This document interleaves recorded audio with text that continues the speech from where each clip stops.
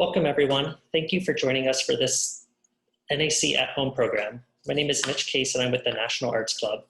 For those of you who are not familiar with the National Arts Club, we're a 501c3 nonprofit based in New York City with a mission to stimulate, foster, and promote public interest in the arts.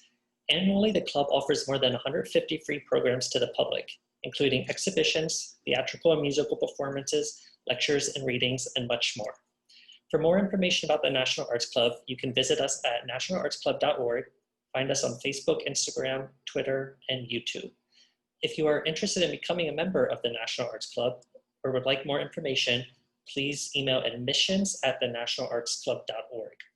Now I'm going to share a message from Michelle Kidwell-Gilbert, Chair of the club's Archaeology Committee. I am Michelle Kidwell-Gilbert, and it is my sincere privilege and pleasure to introduce this International Archaeology Day program focusing on the Republic of Malta. Along with Her Excellency, Ambassador Ms. Vanessa Frazier, Permanent Representative of Malta to the United Nations, we are visiting the UNESCO World Heritage Site, Taoisean, accompanied by curator Dr. Josef Karana. These megaliths, evidence of Europe's most sophisticated late Neolithic culture and the world's earliest freestanding structures, predate Stonehenge and the Great Pyramids. Senior curator Sharon Sultana will discuss prehistoric statuary. This is our committee's 4th International Archaeology Day celebration. Amongst the most significant of each series, these presentations give attendees the opportunity to learn from esteemed diplomats, offering unique insights into mankind's interwoven history, while affirming shared humanity with the goal of enhancing empathy and contributing towards world peace. Permit me with gratitude to read the profound words of our ambassadors in order of appearance. His Excellency Ambassador Dr. Palitha Kahona, former permanent representative of the Democratic Socialist Republic of Sri Lanka to the United Nations, and ambassador designate to the People's Republic of China. It gives me great pleasure as a former member of the Society to send this message to you as you celebrate International Archaeology Day. I come from a small land, Sri Lanka, which boasts of 6 UNESCO-listed archaeological sites, the oldest of which, Anuradhapura, predates the Christian era by 4 centuries. The oldest tree with continuous documented record, the sacred Bodhi tree, is also located here. Other sites bear testimony to the use of iron before the 5th century BC, and the making of steel is being excavated. You cannot help but being excited about archaeology if you are a Sri Lankan. To appreciate and understand mankind's past helps to ensure a more secure future, avoiding the calamitous mistakes of our ancestors, including environmental degradation. Many civilizations had collapsed due to the harm that we inflicted on the environment that sustained them. There are many lessons to be learned from our past. His Excellency Ambassador Vladimir Drobnik, former permanent representative from the Republic of Croatia to the United Nations and current foreign policy advisor to the Prime Minister of Croatia. International Archaeology Day is a welcome opportunity to remind ourselves how important the study of past, in this case, the exploration and examination of material culture, is for our present and future. Archaeology provides us with a sense of place, and it gives us the physical evidence of our past. It connects us with our roots, and by illuminating the road we have traveled, sheds the light ahead. For diplomats, archaeology can serve as a good companion in our mission to build bridges with other countries, cultures. It explains where we are coming from and where we belong, and more than once has revealed how interconnected we are. Against this background, high praise goes to the Archaeology Committee of the National Arts Club for their tireless and enduring efforts in popularizing archaeology and for broadening our horizons beyond the line of professional diplomatic duty or strict and structured scholarly scripts. His Excellency Ambassador Mohammed Idris, permanent representative from the Arab Republic of Egypt to the United Nations. Last year, I was honored upon the gracious invitation of my dear friend Michelle Kidwell to join the distinguished audience of the National Arts Club in celebrating International Archaeology Day. Archaeology is not only about learning our past. In fact, through dwelling into history, we add to our human experience, discover our commonalities, and share a unifying tangible and intangible common heritage. As an Egyptian, you can't help but to celebrate archaeology. During my lecture last year, I aimed to introduce to the National Arts Club what is beyond the postal card of Egypt. Rather than the common photo or selfie that will be on Facebook or Instagram, I wanted to present the relation between human and stones. How did the ancient Egyptians project his identity in those monuments, figures? I am pleased to know that Her Excellency Ambassador Vanessa Frazier will be this year's guest. Malta brings to humanity an interesting angle from the Mediterranean rich history. I am sure you will enjoy an inspiring lecture. Happy Archaeology Day to you all. The Archaeology Committee began an educational initiative to instruct the next generation. You saw a few of these young people when Ambassador Idris spoke. After a school lecture, students gathered around an advisory board member, His Excellency Ambassador Isaiah Shabala, former permanent representative from the Republic of Zambia to the United Nations. On International Archaeology Day, organizations showcase activities and celebrate contributions to society. Uncovering the past, reaffirming our shared cultural heritage and values, highlight our interconnectedness and interdependence. Awareness of archaeology can inspire collective action to confront challenges to our common humanity, for we are all one, man and woman, born free and equal, created in the image of God. United Secretary General Antonius Guterres has urged world leaders to recognize the vital importance of unity and solidarity, stating, "We stand together or we fall apart." In the spirit of the ancient African Ubuntu humanity culture, I am because we are. This year's celebration takes place in the midst of the global COVID-19 pandemic, which has claimed the lives of more than 1 million people and sickened 40 million, disproportionately impacting the vulnerable. Lastly, through the educational initiative, we should invest in compassionate young people to prepare them for moral leadership, respect for human rights, and social justice.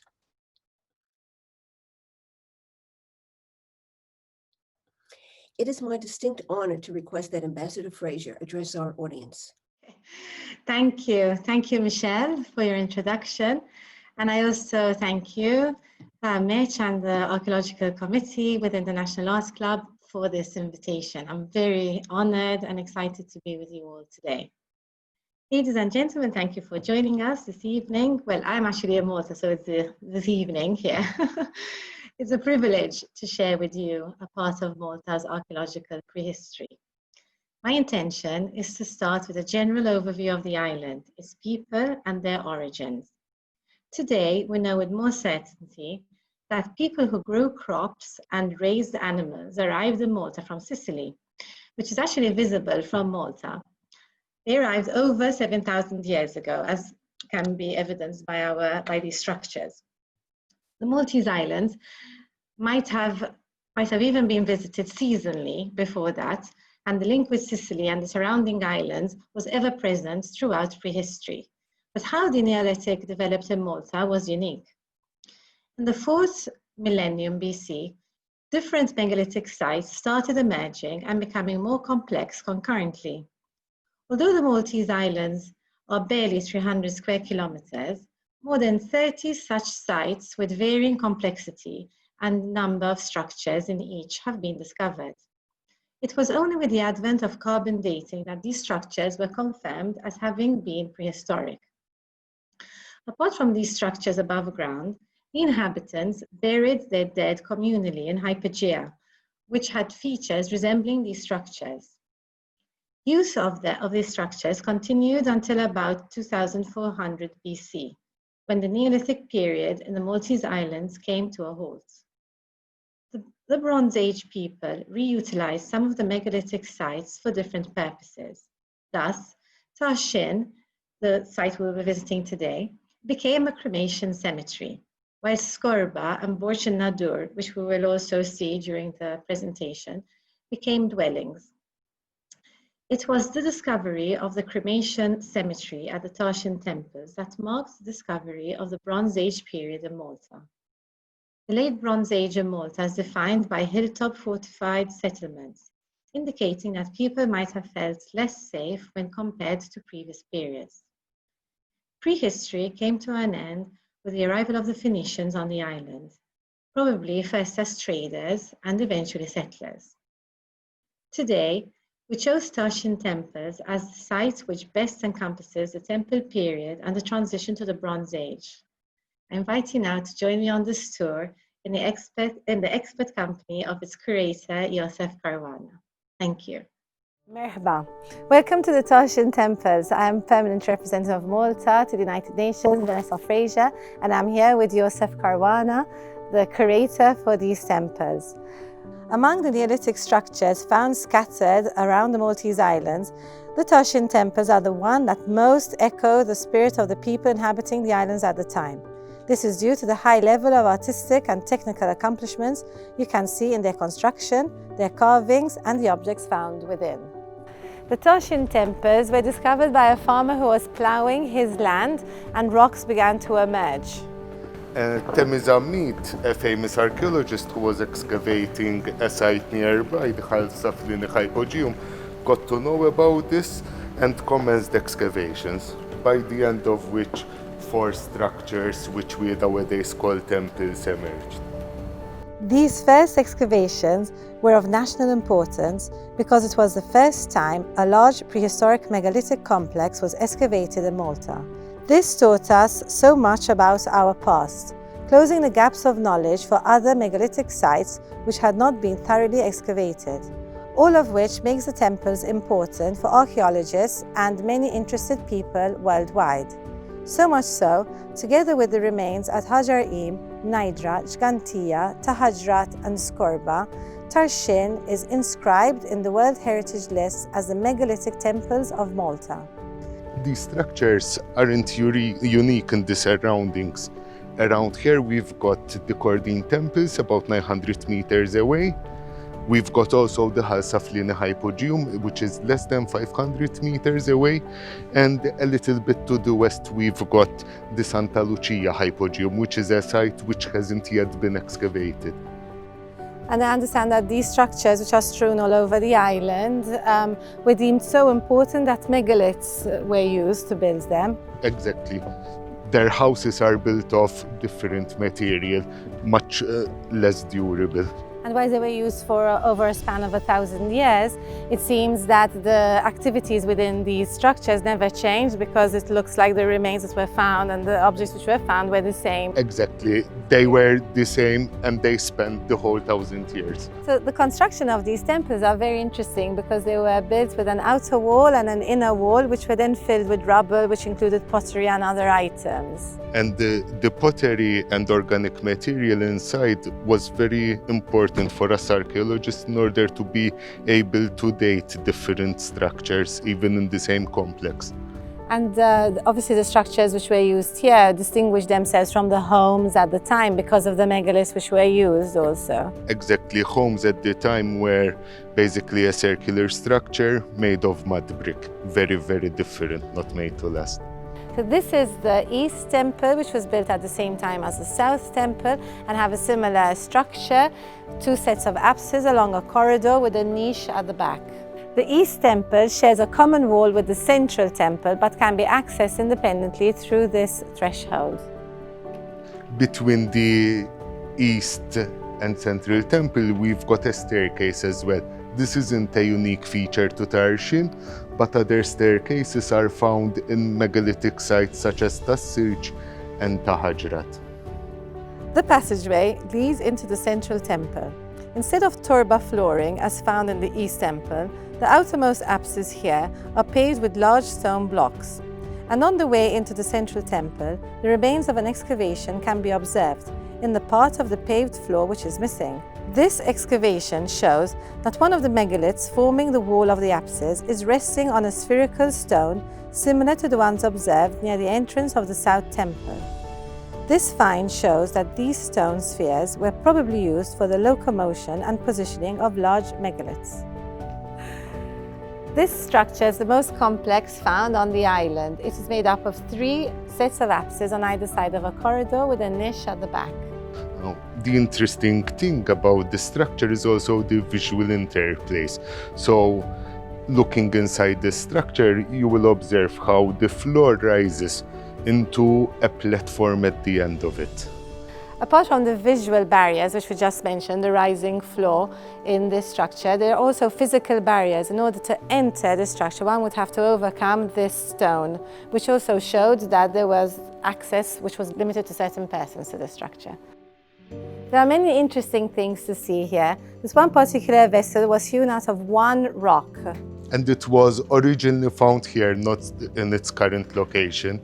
Now, what's interesting about these structures are the interconnecting holes, which are found throughout the structures at entrances. And archaeologists think that either rope or animal skin was passed through them in order to create a barrier. So visually, people from the south structure couldn't see what was happening in the central one. Adding to this is the physical barrier of these two indentations, through which a bar of wood could have been passed, further barring entrance. We can see the redness of the stone in the hearts is an indication of their use to heat and light the structure, since the limestone can become red when exposed to fire. Looking at the horizontal slabs, the technique of corbelling to cover the complex is evident, so roofs of a sort were used. However, whether all of the structure or just the apses were roofed over is not known. Another interesting feature is a trilithon, which forms the end of the apse, and at some point served as a doorway. This trilithon is typical in having two interconnecting holes situated on the floor immediately in front of it, similar to the ones found at the South Temple entrance. In this area of the complex, we've got the highest expression of Neolithic art on the Maltese islands. We've got two bulls, a sow, which has suckling piglets to it. And the original excavator of the site interpreted this as representing fertility due to the sow and strength due to the bulls. Here we find a small doorway, inside which shelves with burnt animal bones were found, which could be indicative of ritual feasting.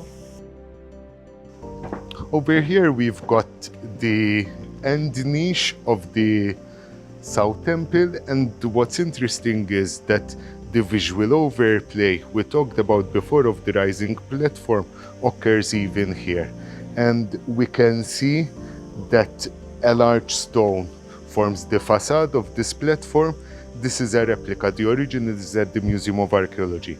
And what was interesting is that the facade of this stone nowadays has spirals on it. But when the stone was removed to be placed for conservation reasons in the Museum of Archaeology, a corner of it, pitting was observed in it. And this pitting basically showed that the stone had been reused. Originally, the carving on it was pitting, not spirals. And when they decided to instead place spirals on them, the part which was buried down wasn't done. So from here we know that even 5,000 years ago, people took shortcuts. Yes, and recycled. Many interesting things were found in this part of the South Temple during excavation, including a curved flint knife, flint chips, pottery shards, marine shells, and partly charred animal remains. A footed bowl plus a large deer antler were also retrieved and are now at the National Museum of Archaeology in Malta's capital, Valletta. In the same apse where these were discovered, we can see a replica of the most impressive Neolithic statue that has ever been discovered on the Maltese island. While the size of the statue is unique, large human representations can also be observed in other sites. The original was taken to the National Museum of Archaeology to safeguard the fine detail of the statue, which would have deteriorated if kept on site. Although the meaning of this find is not known, several of these conical stones were found in other Maltese megalithic sites, including in the Hal Salfeni hypogeum. For a person entering the site 5,000 years ago, we need to look at things phenomenologically. So you're entering from the light into the darkness because these structures were most probably covered. As soon as you enter, you are flanked with a colossal statue. You've got a very interesting feature into which flint knives and so on were found. You are smelling the burning of the heart, from which a bit of light might be emanating. At the same time, you might have visually the South Temple, the niche blocked due to the interconnecting holes. It must have been overwhelming in terms of sensory experiences for a person 5,000 years ago, and it was probably constructed to be so. Adding to this sensorial experience, we see more animals in relief here.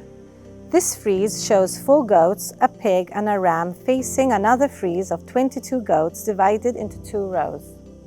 The temple facade follows a typical structure of the time with a concave shape and a bench running along the front, which also indicates that the facade itself was higher than we see today.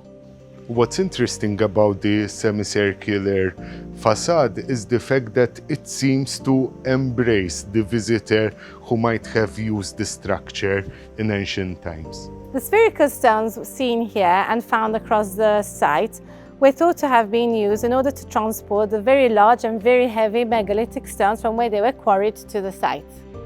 Further affirming this theory is what we saw before, that you had even these spherical stones which were embedded underneath megaliths on site, which probably meant that they were even used in order to place the megaliths wherever it was required.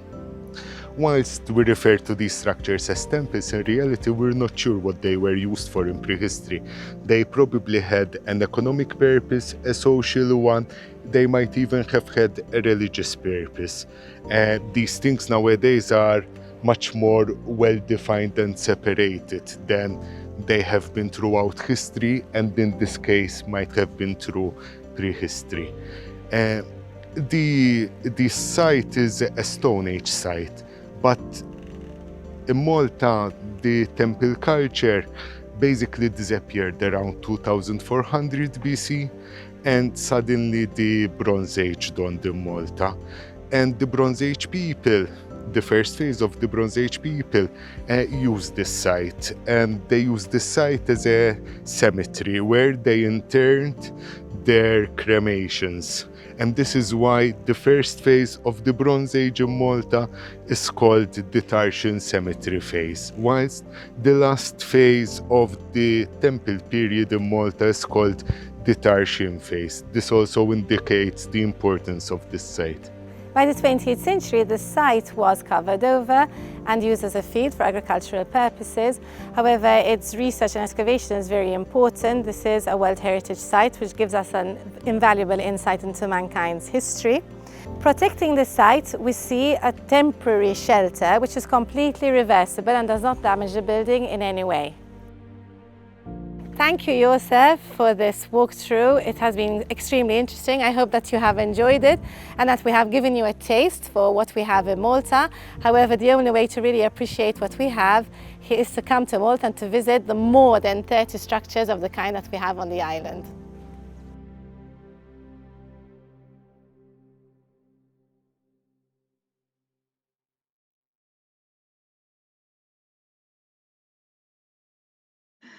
Thank you very much. I hope you enjoyed this video. I enjoyed doing it very much. I was so lucky to be accompanied by the curator, Josef, whose obvious love for this temple which he creates is evident, and his enthusiasm really did infect me during the filming of this video. I enjoyed it very much, and I thank him, and it reminds me of my school days when we had visited, and I recalled everything that I had learned in our history classes, and it really was a pleasure, and I'm very happy to share this experience with you. It's now a good occasion to introduce another one of the curators that we have present with us today from Heritage Malta, and I wish to take a sidebar to thank Heritage Malta for the support that they have given us on this project and for the conservation practices that they carry out in Malta. They do an excellent job. I take this opportunity to take my hat off to them and to thank them for everything that they do. I now invite Sharon Sultana, who is a senior curator from the National Archaeological Museum, to present to us a presentation on some of the archaeological finds that we have in Malta. Thank you. Hello, good afternoon. I will start the presentation. Okay, so as you have seen, Basically, you've already seen a video of Taoisean Temples, and Joseph already mentioned some of the artifacts which were found. In this following 5 minutes, I shall be discussing a few of the statuary which have been found not only in Taoisean temples, but also in other temples. So here we are seeing a few of these statues. Most of them were found in Hajar Im, especially the ones on the left-hand side. I will be focusing on one of them in particular, but I would like to point out the statue on the bottom right-hand side, which has a head as well accompanying the body. But I shall be discussing a bit, I shall be elaborating on that a bit further on. So basically, a number of these statues were found, and they are very synonymous with the temple culture in Malta.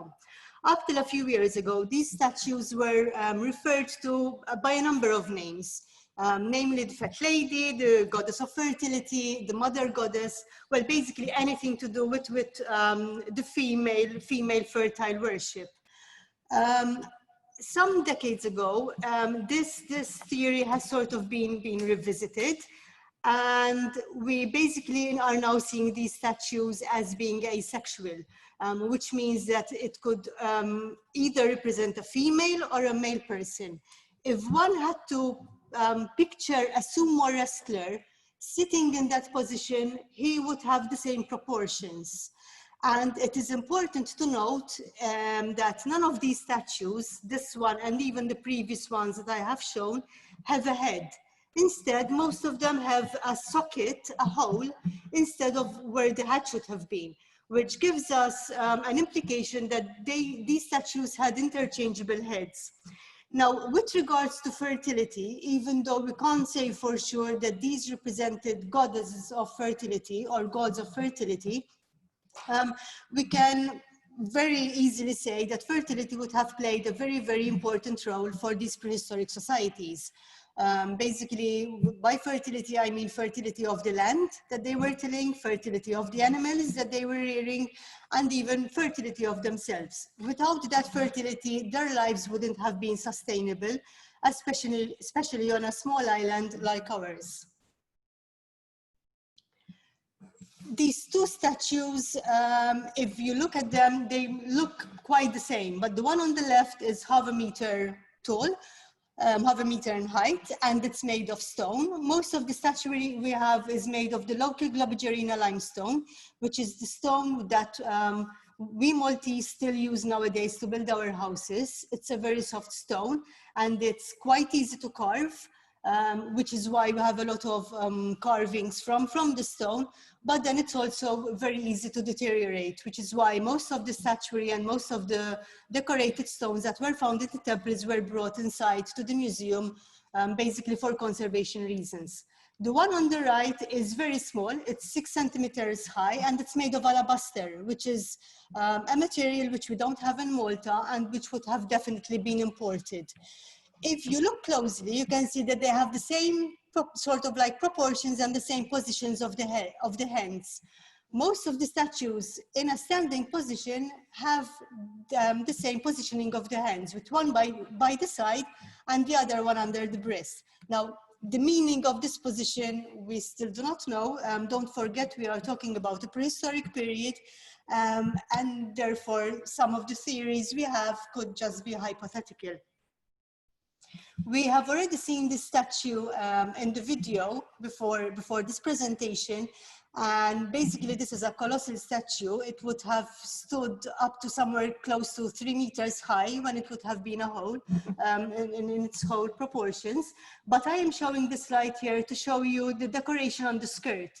Most of the statues we have which portray clothing only have a skirt. They are normally naked from the waist upwards, but it's important to know that the skirt is not just a plain skirt, but it shows some kind of pleats. We have also found a number of heads in the excavations. Unfortunately, none of the heads we have fit any of those statues, and we have a number of heads from stone and even from other material. which also give us an indication of the facial characteristics of these people. Basically, as you can see, most of the heads have almond-shaped eyes, and we also get an indication of their hairstyles. Most of the heads have a bob-style hairstyle, and we only have one, which you can see down below, which has a sort of like a plaited ponytail.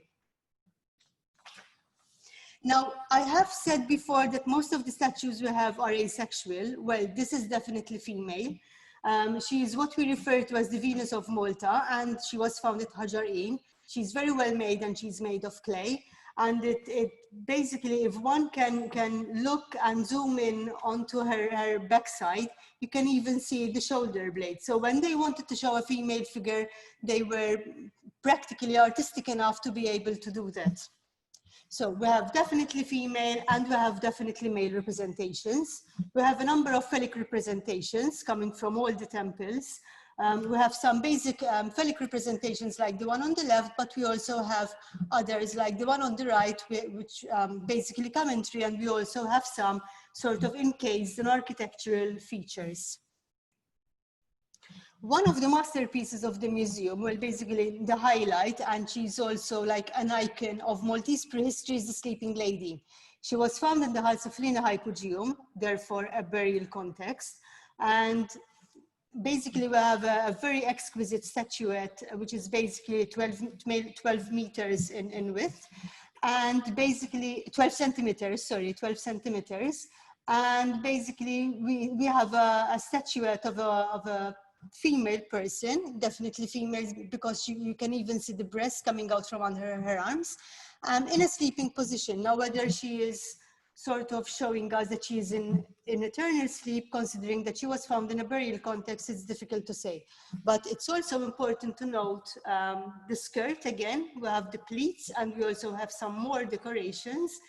And such statues and such statuary also give us an insight of a number of things. In this case, this is the underside of this statue, and basically you can see sort of the underside of a couch. So this would have been what their beds would have looked like, basically probably made of wood and with some straw or some grass in between.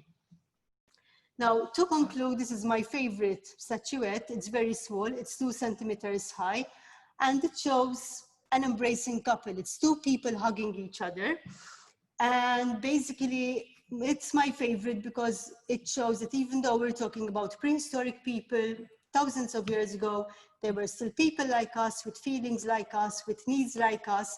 They just didn't have the resources we have nowadays. However, notwithstanding that the lack of resources they had, I think they managed to maximize the resources they found on our small island to the maximum. And they left us a cultural legacy, which we are very, very proud of, and which we are duty-bound to protect for future generations. Thank you very much. Your Excellency, I'm looking directly at your image, and I want to tell you we are so greatly honored that you've taken the time to join us. I thank you for your eloquent thoughts about understanding the past that I think will remain with all participants. And let me just mention, when I say taking the time, Ambassador Frazier has only recently come to the UN as the first permanent representative who is a lady. So I think that's very important. Also, she has many time pressures. So I thank you for doing this.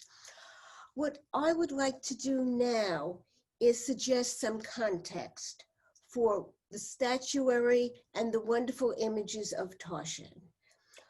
Book 5 of the Odyssey describes Malta. Although compiled around 800 BCE, the Homeric epics record oral stories deriving from older traditions. So journey back in time with me and imagine the special land which might have surrounded Taoisean. With fertile terrain replete with tall, luxuriant wood, there's the alder, cedar trees, fragrant cypress, fir, black poplar, sandalwood. Abundant vegetation with fruits, celery flourishing, and I think that's rather unusual, combination, but clustered grapevines fully ripe and rich, soft meadow iris, juniper, luscious parsley, blooming violets, and you certainly saw some glorious flowers around Taoisean itself. Long-necked cormorants, falcons, hawks, owls, 4 neighboring springs which flowed with crystal waters. And think of what our ambassador from Sri Lanka said about the degradation of our environment. Well, presiding over all of this demi-paradise, for that's what Malta must have been, is the beautiful goddess Calypso. She's the sweet-voiced nymph of the lovely trestles. She's clothed in a long white robe, fastened with a fine white gold belt encircling her waist. Must have been a glorious sight. If I may, we're going to begin the question period now, and I have 3 questions to begin with from the Archaeology Committee itself. And they'll be answered by Ambassador Frazier, speaking from New York, Yosef and Sharon from Heritage Malta's offices. The first one comes from Larry on the committee, who has traveled to Malta. And he said, do we have a sense of where the people were living during the megalithic period? Both the elite levels of society, the aristocracies, the royalty, the wealthy, and the more common.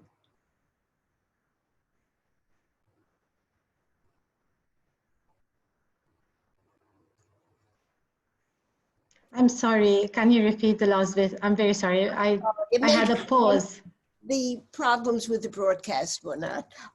But from Larry on the Archaeology Committee, he said, do you have any idea where the people were living in the time of the Taoisean Temple complexes?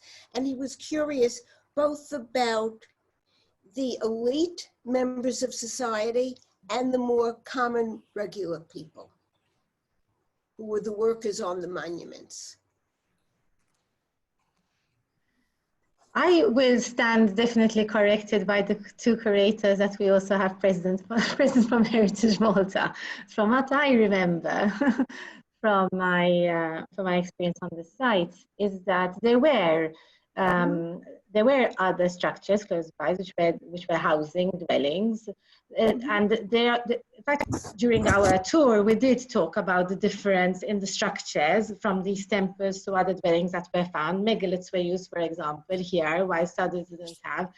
Yosef, you have to correct me here because you are my teacher on this, and I look like I know that I'm saying, that I know that I look in the video very learned, but it's really because I had his gentle hand guiding me along. So I'm going to actually defer to Joseph on this to make sure he has the proper information. But I thank everybody in the chat already because there are some really excellent questions.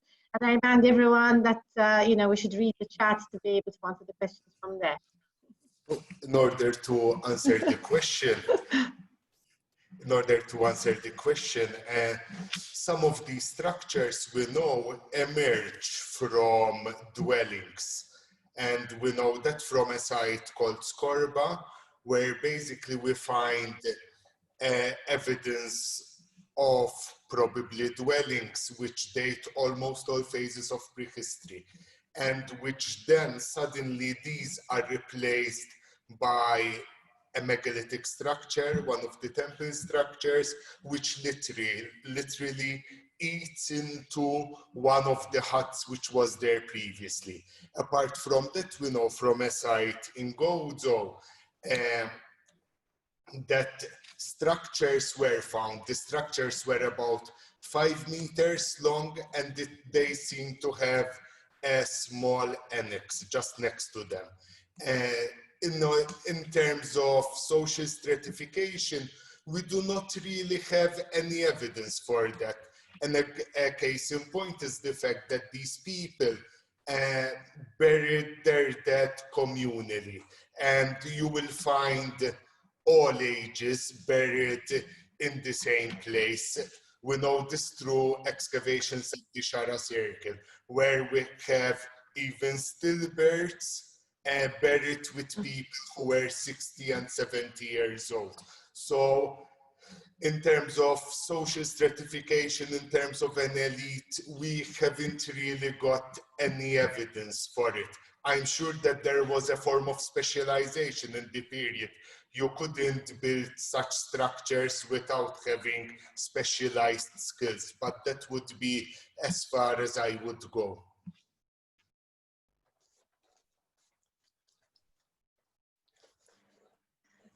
Okay. If I may get to, oh, did you want to add? No, I was just going to say, I think we should go to more questions. Okay, we have a group of questions about sculpture, and I'm going to try to tie them together. The first, or some of them at least, we have many. The first question comes from Lynn on the committee, who saw the heavy women, who may be women, may not be women, of course, how they relate to the Colombian artist Botero. Did he visit Malta? Does he know about the sculpture? Because there's an analogous physique for these. Yes, well, basically, no, we have no idea if Botero visited Malta. Basically, but it's not the first time that people made this connection. Yes, it's there. I mean, I'm sure that even if he probably didn't visit Malta, he would have come across some of the imagery. Basically, Malta was even in the 15th century and before that, basically the elite used to come on Malta for what is called the Grand Tour. And basically, you know, it was sort of part of their education. So yes, we do have a lot of comparisons with contemporary art.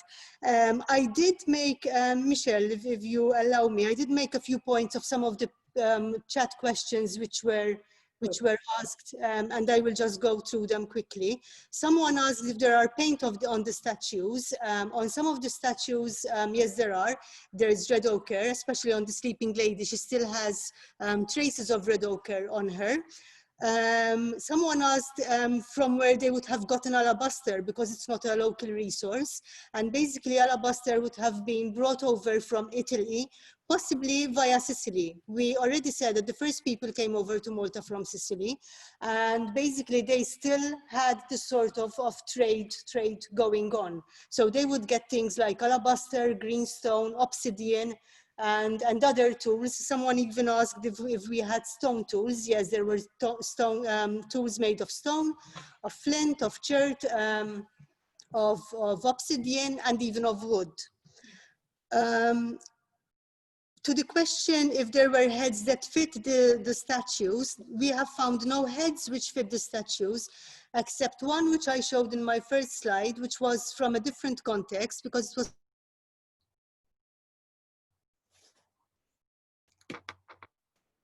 from the hearts of Lina, and they were found close to each other. However, from the above ground temple sides, we haven't found any heads which fit. With regards to clothing and textiles, we are talking, basically these temples were built round about, hello, can you hear me now? Is it okay? Yeah. Okay, basically we are talking about the temple period, so we're talking around about 3600 BC, and any clothing or textiles which they would have used would have perished with time.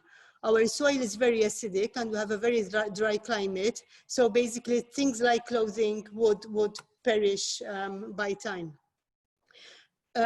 Someone gave an interesting write-up, and I will certainly follow it up.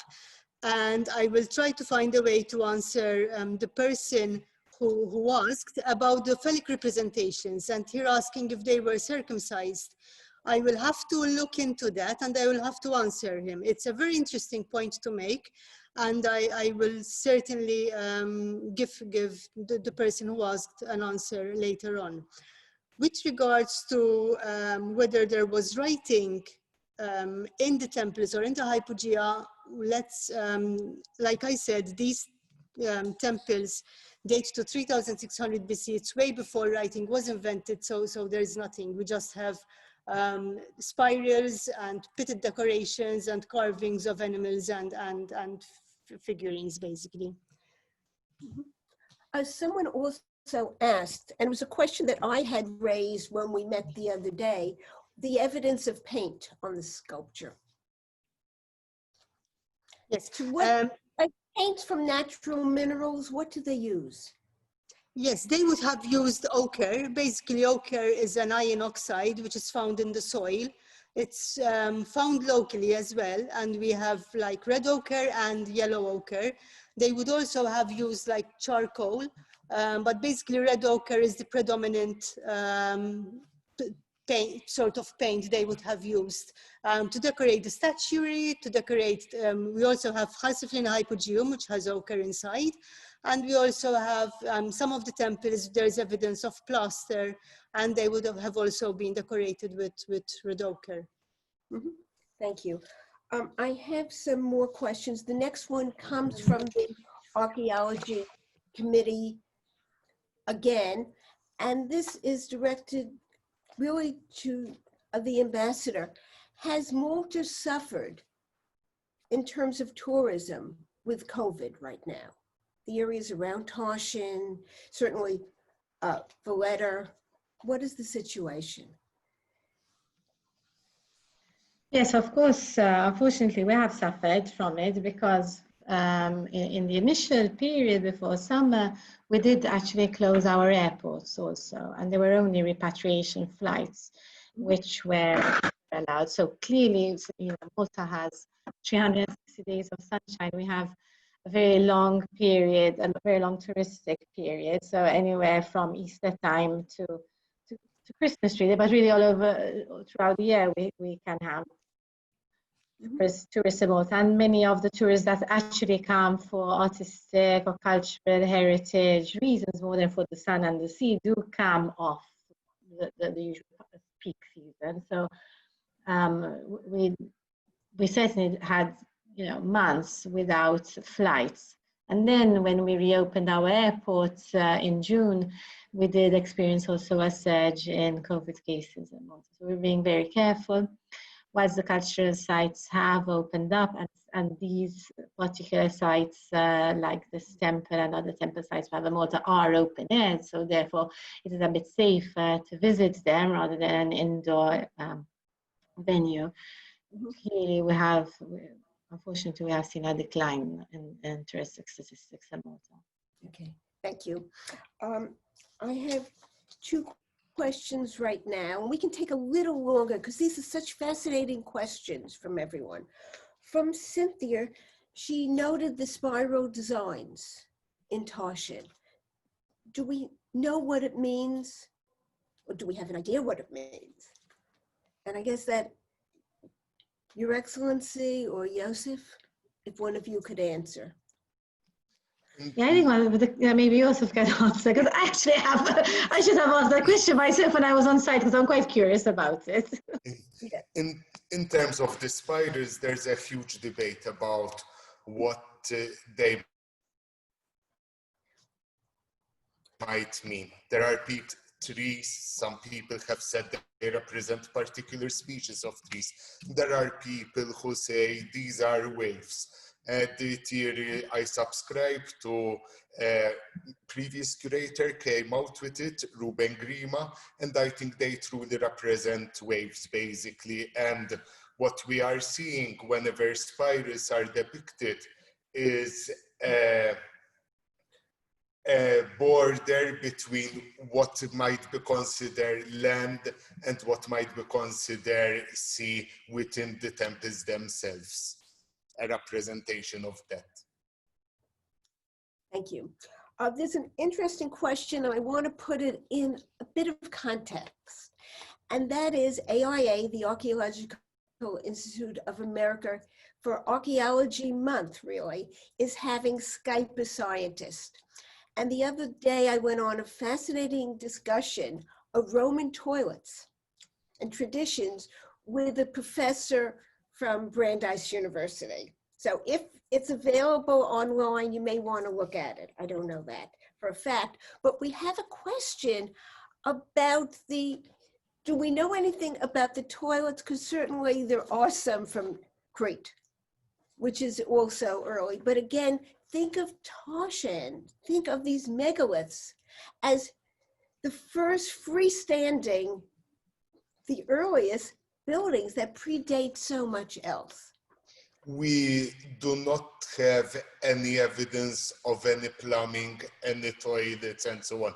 At the same time, this shouldn't surprise us when we think that palaces such as Versailles weren't really well equipped for such facilities when they were built. So something 5,000 years ago, not having ways by which to dispose, we don't know. At the same time, since we do not know what these structures were actually used for, we are not even sure what you were allowed to do within them.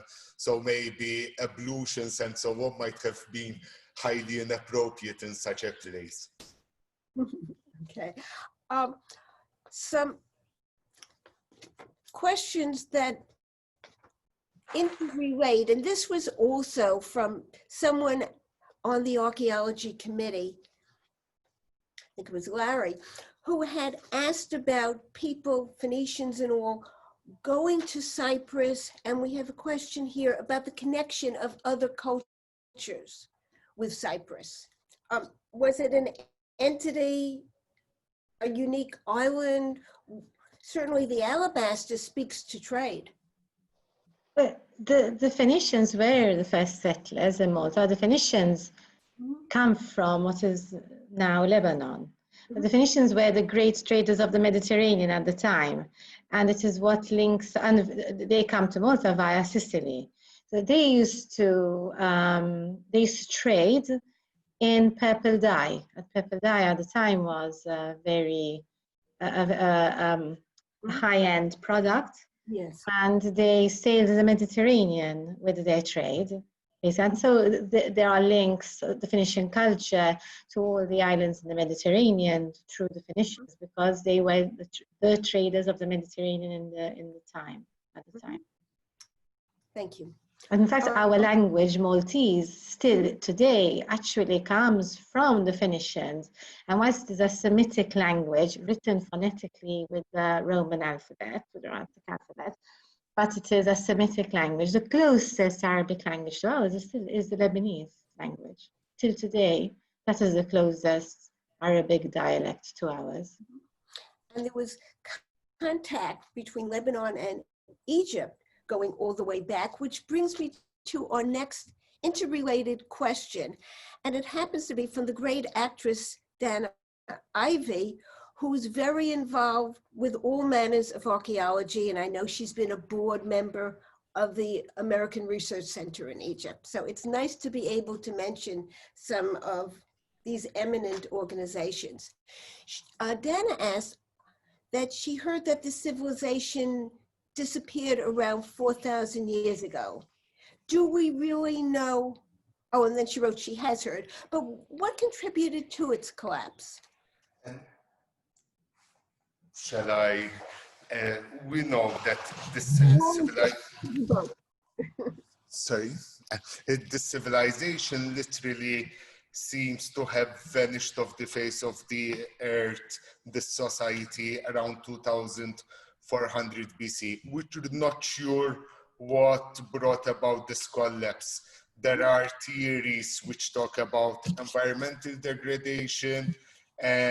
It might have been war, it might have been disease.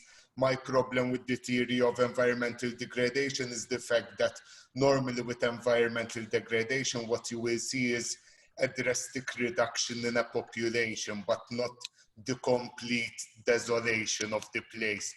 Even nowadays in Malta, when we extract groundwater by quite a lot, we've got springs which yield water every day of the year. So imagine 5,000 years ago. So even if anthropomorphic changes had affected the environment, I do not believe it would have been to such an extent as to make the island basically uninhabitable for these people. I believe that warfare, although we haven't really got evidence for that, or disease might have affected. Another theory is that this wasn't the disappearance of the culture, but it was more of a revolution within the society, a change within the society itself, which brought about these changes. I am not sure about that as well, because the changes are drastic. The changes are in the statuary between the Neolithic and the Bronze Age, the statuary, the type of pottery, these megalithic complexes, what they were used for, and so on. All these changed so drastically that even looking back in history, all the great social revolutions, you never see that amount of change, which we see between the Bronze Age and the end of the Neolithic in Malta. Well, if I can just make a comment, because that's very interesting. If you think in terms of Homer, and again, I advise everyone to look at book 5, you're going to read about this glorious land. But you have Odysseus leaving Malta, and we know that the stories were based on some way facts transmuted a number of times. And maybe that speaks about the declining civilization, the declining population on Malta. It wasn't just one man that was the change. You know, to leave this glorious Calypso, he longed for his wife, of course, Penelope, but nonetheless, she's described magnificently. And demi-paradise that Malta must have been at one point. We have a question here, which I think is fascinating, and it relates, Joseph, to some of the work that you've done, and it's about, is there any DNA evidence from burials? So I had attempted to extract and amplify, as part of my PhD, ancient DNA from Neolithic burials in Malta. The problem is next generation sequencing, the new technique in DNA hadn't yet come around. So basically my results couldn't be replicated. I'm not sure exactly if it was really ancient DNA, what I got.